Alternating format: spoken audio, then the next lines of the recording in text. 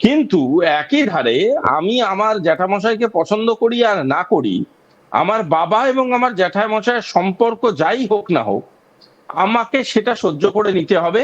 কারণ আমি দিন দরিদ্র দেউলিয়া পাকিস্তান। উল্টো দিক দিয়ে দেখতে গেলে জ্যাঠামশাই এবং বাবার যে সম্পর্কটা আছে, সেই সম্পর্কে দুজনই প্রভাবশালী, দুজনই প্রতিপত্তিশীল, হুম এবং দুজনই আগামীর ব্যবসার কথা ভাবছে। কিন্তু চায়নার সাইড অফ ডিপ্লোম্যাটিক ইমোশনসও তো বুঝতে হবে। হুম চায়না অটোমেটিক্যালি এত টাকা ব্যয় করে বসে আছে পাকিস্তানে ইনভেস্ট করে, সেখানে পাকিস্তানকে বারংবার জানতে চাওয়ার দায়িত্বটাও চায়নার মাথায় গিয়ে পড়ে যে ভাই আমার পয়সাগুলোর করলি কি। হুম দ্বিতীয় জিনিসটা জানাটা খুব দরকার পড়ে চায়নার, যে আমার যেই ইনভেস্টমেন্ট গুলো ছিল, সেই ইনভেস্টমেন্ট গুলোকে কোন প্রণালী দিয়ে ব্যবহার করে তুমি সেখানে ইউএস ইন্টারভেনশন ঘটাচ্ছ বারংবার। হুম কারণ আমি যখন ইনভেস্ট করেছি, আমি তো ইনভেস্ট করেছি আমার ফায়দা তুলতে। তাহলে তুমি কোন প্রণালীতে, তুমি কোন প্রক্রিয়ার মাধ্যমে ইউএসএ কে তার অ্যাক্সেস দিচ্ছ। হুম দ্বিতীয় কথা, আমার কোথাও গিয়ে মনে হয়েছে আফগানিস্তানের যে ওখানে থাকার ব্যাপারটা, হুম সেখানে আফগানিস্তানের কিন্তু একটা ল্যাঙ্গুয়েজ প্রফিসিয়েন্সি আছে রিগার্ডিং পাকিস্তানি উর্দু এন্ড পাকিস্তানের নিজস্ব বিভিন্ন রকম যে ভাষা আছে।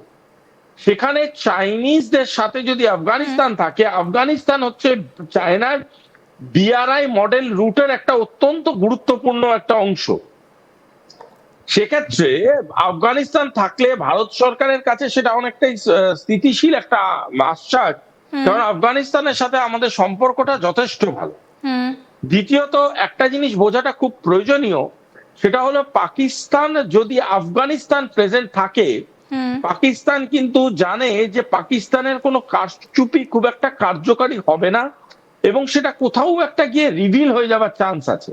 হুম দেখুন, চায়নার ইনভেস্টমেন্টের হিসাব চাইবে, চায়নার ইনভেস্টমেন্টের ফিউচার জানতে চাইবে।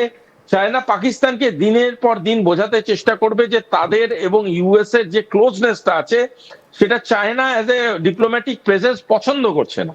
হুম কিন্তু সেটা কোনোদিনই তার মানে এই নয় যে ভারতের সাথে যে প্রস্তুতিমূলক আলোচনা হয়েছে, ভারতের সাথে যে রকমের আমরা একটা প্রগতিশীল ফিউচারের দিকে আমরা এগিয়ে যাওয়ার একটা দুই দেশই একটা ভাবনা চিন্তা করছি, তারাও তাদের জায়গা থেকে অনেকটা এগিয়ে এসছে, হুম হুম আমরাও আমাদের জায়গা থেকে অনেকটা এগিয়ে এসছি, সেই জায়গায় আঘাত পড়ার কোনো প্রশ্ন নেই। তৃতীয়ত, একটা জিনিস বুঝতে হবে, আমার কোথাও গিয়ে এটার মধ্যে একটা পজিটিভ সেন্সও এসছে, এটা হুম বুঝতে হবে।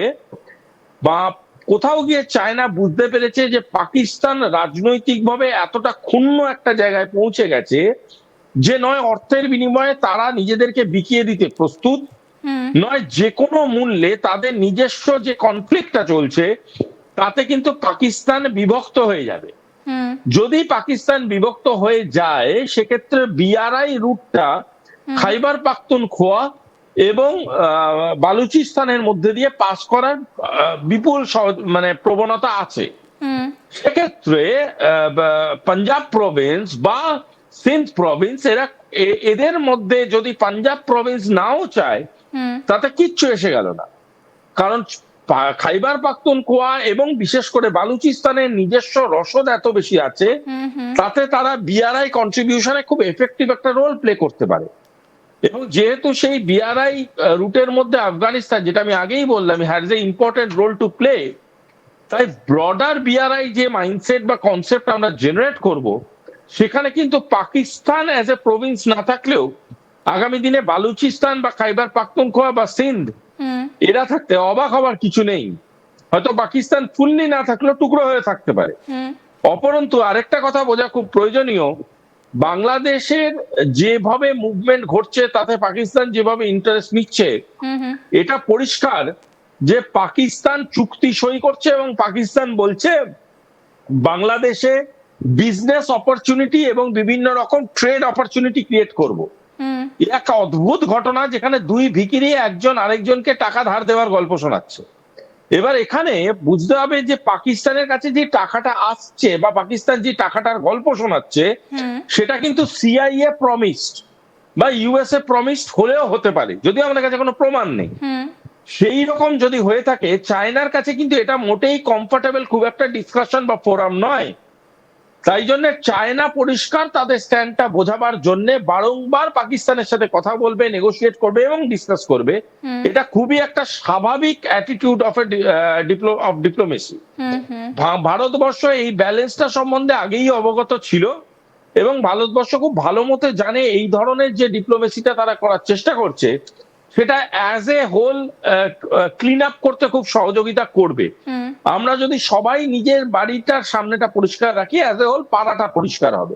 তো সেই রকম ভাবেই যদি পাকিস্তানের সাথে রিলেশনশিপটা সবাই ক্লিয়ার কাট এক্সচেঞ্জ পূর্ণ থাকে, তাতে পাকিস্তান চাপে থাকবে এবং পাকিস্তান বদমাইশি ঘটাবার যে চেষ্টাগুলো করছে সেগুলো কোথাও না কোথাও গিয়ে সাময়িক হলেও ধাক্কা খাবে।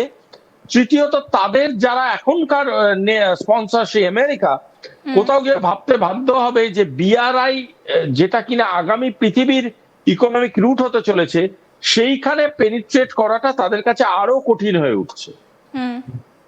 আমরা এই বিআরআই নিয়ে আপনার সঙ্গে এর আগেও ডিসকাস করেছি এবং পরবর্তীতেও আরো ডিসকাস করব, তবে আপনাকে একটু সঙ্গে রাখবো তার কারণ এই মুহূর্তে দাঁড়িয়ে যে বিষয়টা দেখা যাচ্ছে যে আমেরিকা ভারতকে প্যাঁচে ফেলার জন্য অতিরিক্ত 50% শুল্ক চাপিয়েছে, কিন্তু তাতে কি আমেরিকা আদৌ খুব একটা ফায়দা করতে পারছে? তার কারণ রাশিয়া বলছে যে ব্যবসা করার জন্য আমরা আছি, সেখানে তেলের ছাড়ের ঘোষণা করা হচ্ছে। চীনের মতন একটা জায়গা, চীন বলছে যে ব্যবসা করুক ভারত, কোনো অসুবিধা নেই। তাহলে ডোনাল্ড ট্রাম্পের এই যে একটা মস্তিষ্ক প্রসূত ভারতের বিরুদ্ধে একটা প্ল্যানিং, সেটা তো তাহলে পুরোপুরি রসাতলে যাচ্ছে। নজর রাখবো এবার সেই দিকে। এই মুহূর্তে দাঁড়িয়ে আমাদের সঙ্গে রয়েছেন আন্তর্জাতিক সম্পর্ক বিশেষজ্ঞ শুভাশিস ব্যানার্জি। শুভাশিস, আমরা একটু শুরুর দিকে ব্যবসা নিয়ে যখন কথা বলছিলাম তখন ডোনাল্ড ট্রাম্পের কথা একটু বলতেই হচ্ছে, কারণ দাদামশাই তিনি ভারতকে প্যাঁচে ফেলার জন্য প্রচুর কৌশল করেছেন। ভারতকে বন্ধু বন্ধু বলার পরে খুব সুন্দর করে টুকটুক করে তিনি নাকি যুদ্ধ থামাতে গিয়ে ভারতের ওপরে এই 50% শুল্ক চাপিয়ে দিলেন। ক্যারোলিন লেভিট সেই কথাও বলেছেন যে ট্রাম্প উদ্যোগ নিয়েছেন যুদ্ধ থামাতে, তাই ভারতের ওপরে শুল্ক চাপানো হলো। তো যাই হোক, সেই সমস্ত বিষয় সম্পর্কে আমরা জানি, কিন্তু এক্ষেত্রে ডোনাল্ড ট্রাম্প তো খুব একটা ফায়দা করতে পারছেন না।